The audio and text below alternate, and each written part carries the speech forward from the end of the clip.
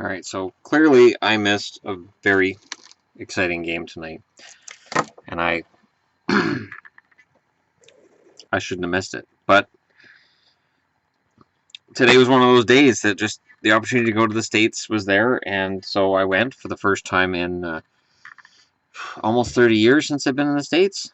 So I took it, and I missed a good game. So let me just take a look. And again, I haven't said I haven't had anything to do with this game. I don't know what happened. Okay, first period, Burakovsky scores from Winnick. Backstrom scores from Oshie and Yashin to make it 2-0. And then in the second period, floodgates. Justin Williams scores his 15th, so it's 3-0 Washington. 1:17 into the second. I'm wondering if anybody turned their TVs off. 6:28, Evgeny Malkin from Trevor Daley and Justin Schultz. 7:12, Connor Sheary from Sidney Crosby and Trevor Daley. 8:55, Nick Bonino from Justin Schultz and Phil Kessel. 13:47, Brian Rust from Trevor Daley and Oli Mata. 14:37, Evgeny Malkin from Jake Gunsel and Justin Schultz. And then Washington answered 15:07, Brett Connolly from Taylor Chorney and Andrei Burakovsky. And 16:54, Lars Eller scores shorthanded from Nate Schmidt and TJ Oshie. And then at 17:19 on that same power play, Evgeny Malkin scores from Hornqvist and Crosby. Wow. And then in the third, Sidney Crosby scores his 27th from Sheary and Rust at 5:55 at 9:29. TJ Oshie from Alex Ovechkin and Matt Niskanen. And then Lars Eller scores his second from Dmitry Orlov and Matt Niskanen. Kind of nice since I said, I think it was yesterday or the day before, that Eller's capable of more offense. And then in overtime, Connor Sheary with his 13th from Crosby and Justin Schultz. And that's insanity. Okay, the Pittsburgh numbers. So Crosby gets 4 points. Justin Schultz with 4 points. At some stage of the game, he's got to get some respect. I mean that seriously. Justin Schultz has had a very good year for Pittsburgh, and it is much easier to score in Pittsburgh than it would have been for him in Edmonton last year. Although, that being said, currently Edmonton is ahead 3-0 on Arizona. I'm going to watch the rest of this game. Oh, the misery that is the Arizona Coyotes. So Malkin with the hat trick, Connor Sheary with 2 goals and an assist, Trevor Daley with 3 assists, Brian Rust with a goal and an assist, Bonino with the goal, Kessel with an assist, Mata and Gunsel, and Hornqvist with assists. The only ones held off the score sheet are as follows: Carl Hagelin, Darren Warsofsky, Ian Cole, Chris Kunitz, Matt Cullen. Is it Scott Wilson? Doesn't really matter. He didn't score, so whatever. And Chad Woodell. And in net, oh my God, they left Matt Murray in the whole game. Now, there's an interesting thing that's going on here. What stood out to me when I looked at this wasn't just, oh, it's an 8-7 game. It is, I had just marveled about the goals against that the Washington Capitals were putting up, like their ability to shut teams out. That 8 goals tonight hurts. It hurts a lot. Stunning. And a game with 15 goals, and Ovechkin had none. He had 2 assists, but he had no goals. So what that does to the standings right now, it was an overtime loss, so Washington still gets the point. Didn't get to that 10, so they didn't get that 10th win in a row. No shame in that, though. The shame comes from the fact that Buffalo beat Dallas. Dallas is officially done. Okay, they don't have that Pittsburgh win in. So Pittsburgh gets to 59 points. Washington's at 64, so Pittsburgh's 5 points back with a game in hand. They're 3 points back of Columbus. Columbus still has a game in hand. I tell you, that division is still absolute murder. Except that from 5 down, it's kind of getting weird. Carolina is actually in a position right now to make the playoffs. And, you know, at the start of the season, I gave Carolina all kinds of flack. And I fully admit, right now, they're full value. For where they're at, they're full value.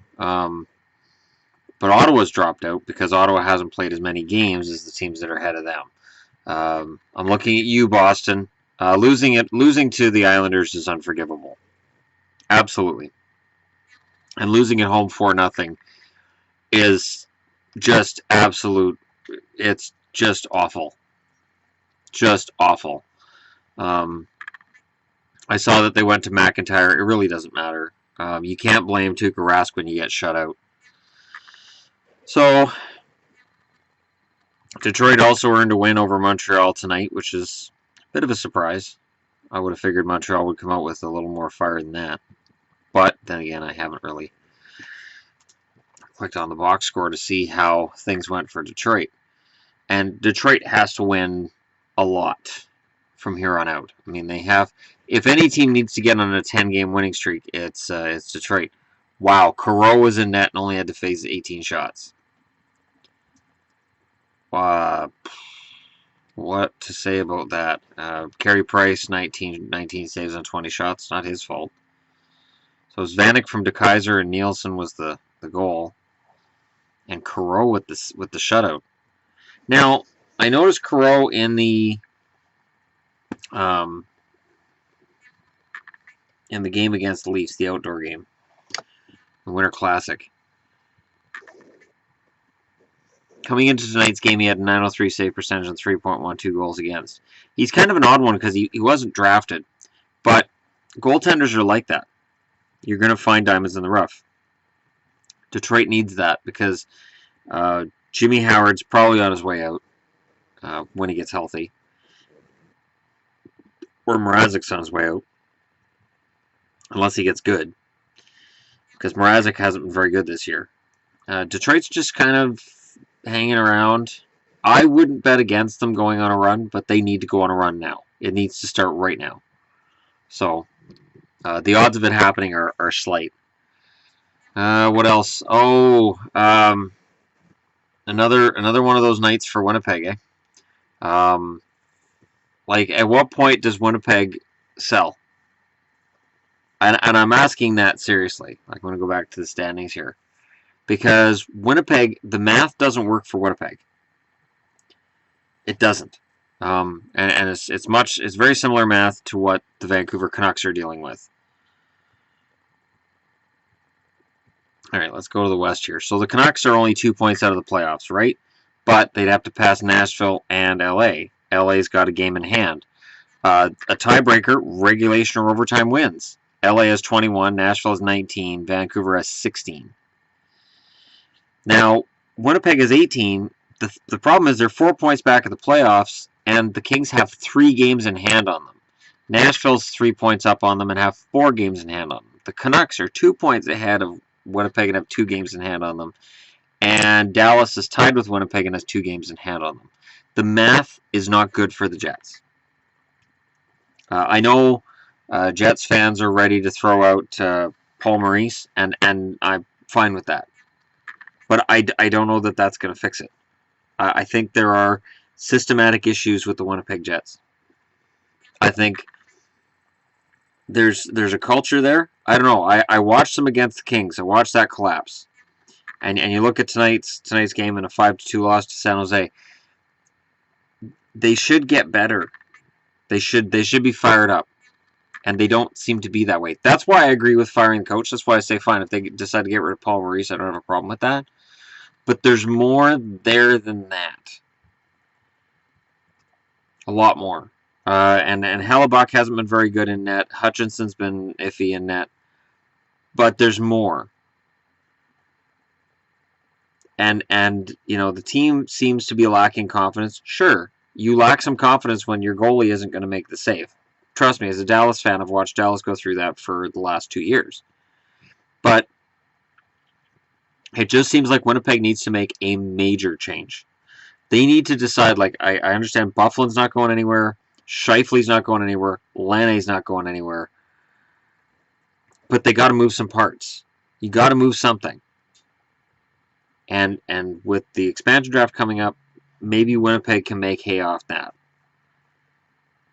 Maybe they can find some way to use expansion so that they can make a trade that works for them and works for the other team.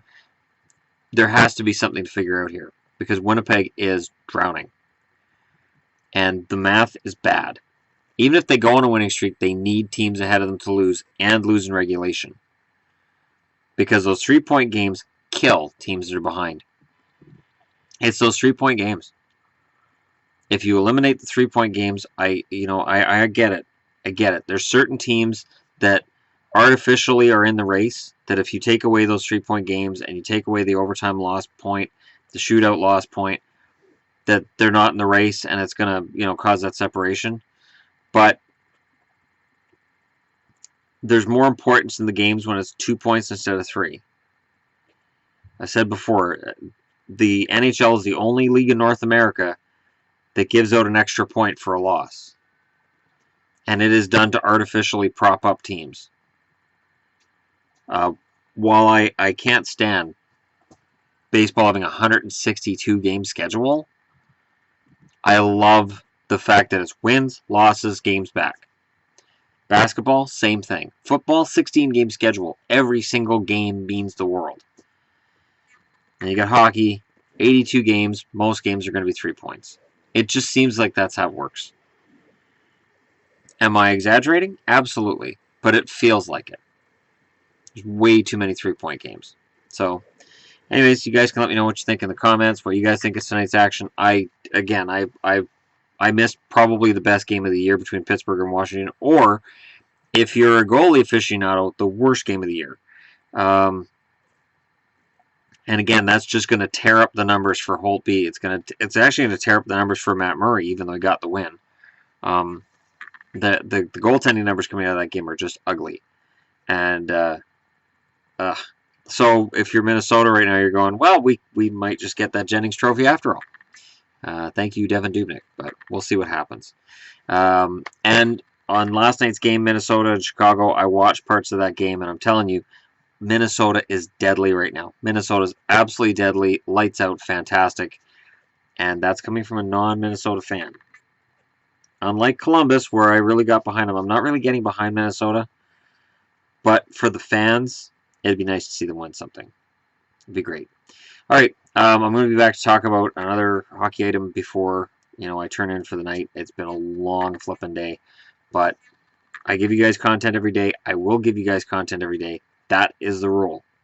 No matter what, you guys get content every day. Thanks for watching. Don't forget to hit like and subscribe if you're just browsing through, and I will talk to you all again soon.